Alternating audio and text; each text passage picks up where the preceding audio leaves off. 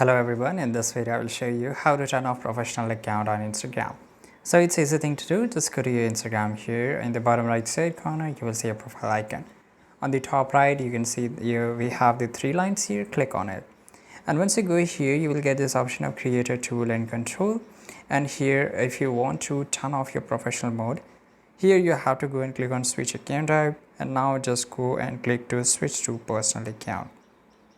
And after that your account, it will load here, which you can see which is happening on the top right side corner. And so wait patiently and your account will be get back to your professional normal account here, right? So in this way you can just turn your professional account, and here you will get this option. Now that are you sure that you want to choose a switch to personal account, click on switch to personal account here.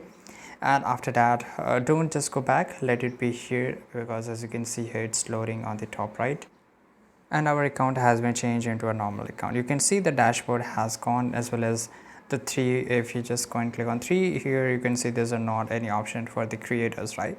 So this is how you can turn off professional account on Instagram. I hope you found this video very useful. Subscribe.